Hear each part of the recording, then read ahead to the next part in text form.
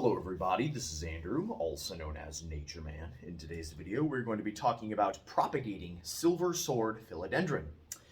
In today's video, I will be taking this very elongated Silver Sword Philodendron and propagating it. Now, many of you know, I don't want to poke my eye out here, as many of you know, Philodendron is a vine, so just like Monstera, it's a vine, it needs to climb. Now, some people, grow it, it's a tiny little plant, it looks like a bush or a tiny little leafy plant, and a lot of new plant parents might not realize that it is a vine, that even Monstera.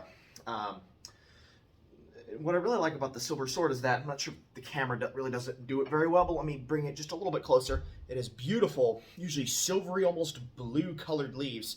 Again, the lighting might not be the best. Maybe if I shine a little bit, you can see it gets almost silvery blue leaves. It is absolutely beautiful.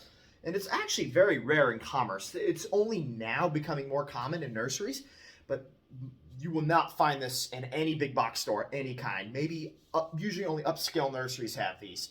And usually when you do find them, they're pretty expensive. I was very lucky to get a 4-inch for less than $20. 2 years ago, we were selling them for $100 at a local nursery. The 4-inch, and I got one for like less than $20. Very, very shocking and surprising that we dropped it that quickly within a year, but no questions. I went ahead and without hesitation, I purchased it.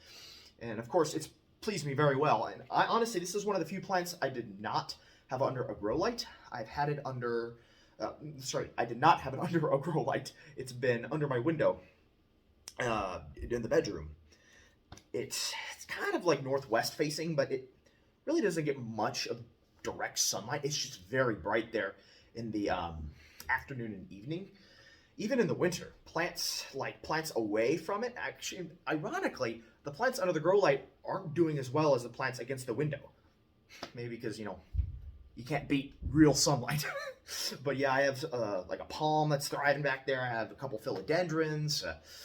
I have a ginger plant, and they're just thriving by the window, But anyways, this one, it's gotten really long. Now, I could get a stake and stake this up. However, I don't really want to do that just yet because I don't like the growth habit of this. It's kind of contorted a little bit. And here's the cool thing. I will be able to get a free Silver Sword Philodendron as well as continuing to grow this one. And I'm going to show you how I do that in today's video. So essentially, I'm going to bring that for a second time here. I'm going to bring this close to the camera. Sorry about the poor angle, but do you see those little dots on the stem? Well, those are essentially root nodes. As you know, because it is a vine, they naturally produce roots on the stem, so you don't need any treatment, rooting hormone, any special soil or care to clone a philodendron, because a philodendron is a vine. Most philodendrons are. And you can clip this just like you would a pothos and root it, make a genetic clone of the mother plant, and that's exactly what I'm going to be doing with this today. And as well, I'm not going to cut it super low, because again, I still want a taller, mature plant, but I just don't want it like this. I want it a little more lush and full. So here's what I'm going to do. I'm going to choose an area below the root node that I want to put in water. You see, so I'm going to choose a stem that's at least 6 inches long, if not longer. So I'm going to go down. I see 1, 2, 3, 4. Well, there's at least 4 nodes. I'm going to probably put at least one of these nodes in the water. I'm going to put it in a vase of water. Now, you can put these directly into soil, but I'm one of those people, I like to see the roots form before I pot it up. That's just me. If you feel confident placing in soil, then okay. And then all you got to see, you'll see new growth. You can tug on it. If you feel resistance, then you have roots. I've done that with my fair share of plants, but with these exotic plants, I don't want to risk it. Even if the chance is very low that anything bad happens, I just don't want to risk it. I'll put it straight in water. I can specifically watch the roots, change out the water if it starts to turn mucky. Typically, when you propagate these in water, you got to replace the water quite frequently until they develop roots. Anyway, so at least a 6-inch long cutting, and cut below the last area of root nodes where I want the roots to form, okay? Maybe just an inch or two below that. There we go. See that? voila, just like magic, we have it. And here's the mother plant. I'm going to get a bamboo stake and stake this up. And I still have a plant that's fairly tall. It's just not as leggy as it was before.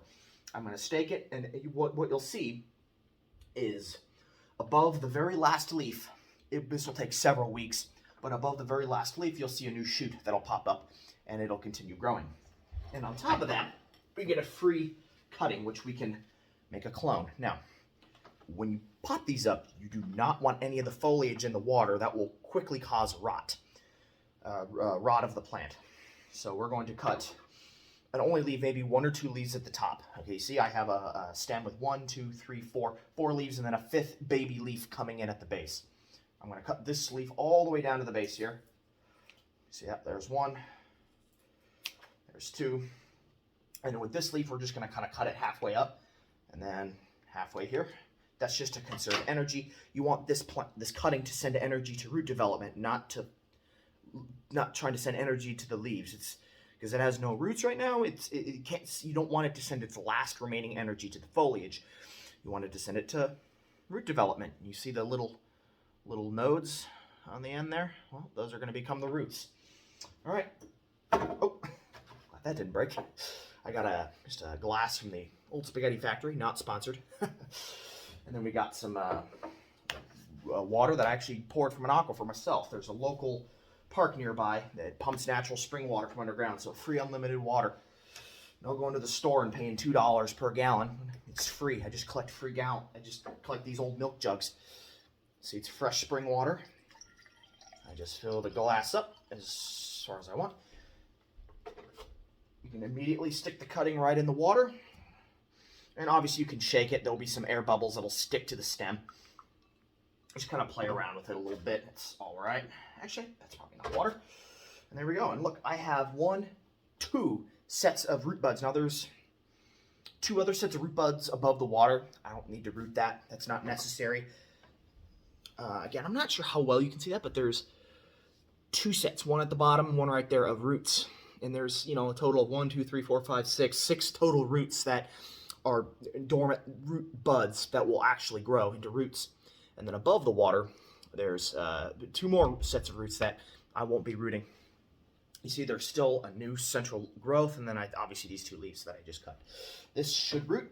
Now, rooting can take anywhere from several days to a week or 2, but it's likely within 1 week, give or take, I'll see roots just shooting out here, and within 2 weeks, this jar will be circling with roots. And then, once the roots are at least a couple inches long, that's when I typically pot it in soil, but that's entirely up to you. If you want to wait 3 weeks, 4 weeks, and let the roots really take over the jar, you can't hurt it that way. You're only waiting it to get more vigorous before you pot it up. Absolutely nothing wrong with that. Personally, I just like to see the roots pop out, and as soon as I see them pop within 2 weeks, I put it in soil. Again, that's just me. You can immediately put this in soil if you want. Keep it moist, not wet, very well draining, very bright light. Or you can do this, the water method, and that's what I'm doing in today's video.